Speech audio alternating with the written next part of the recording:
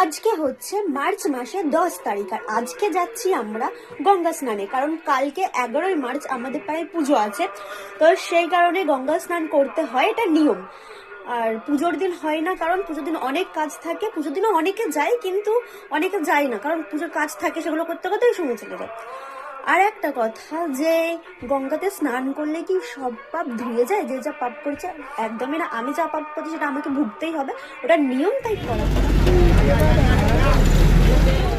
আমরা বেরিয়ে পড়েছি গঙ্গা যাবার উদ্দেশ্যে। চলে এসেছি হাওড়ায় স্নান করতে, গঙ্গা স্নান। আমরা এখন চলে এসেছি হাওড়ায় স্নান করতে, গঙ্গা স্নান। মুখ তাকা, এদিকে তাকা। আমাদের সবার স্নান হয়ে গিয়েছে। আমি এই ড্রেসটা পরে এসেছিলাম, আর এই ড্রেসটা পরে যাবো। চুল পুরো ভেজা এখন, কিন্তু আমি আমার চেঞ্জ করার সমস্যা, তাই আমি এই ড্রেস পরেছিলাম, এই ড্রেস পরেই যাবো।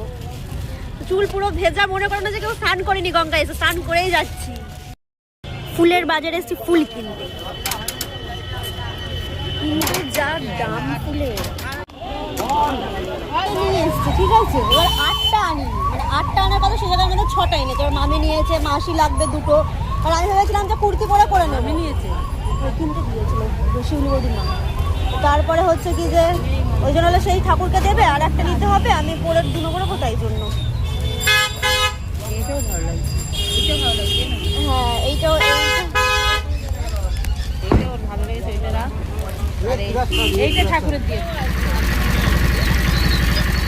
মার্কেট থেকে আমি এই ফুলটা নিয়েছি, মানে এটার নাম জানি না ঠিক, কিন্তু ভালো লাগছে, তাই বাড়িতে এসে এরকম একটা গ্লাসের মধ্যে জল দিয়ে আর এগুলোকে রেখে দিয়েছি। দেখতে ভালোই লাগছে। আমার ওই ফুলদানি নেই, তো গ্লাসের মধ্যে এটা আছে, কিন্তু ওটা অন্য ফুল রাখা আছে, ওই জন্য এটাই রেখেছি আমি।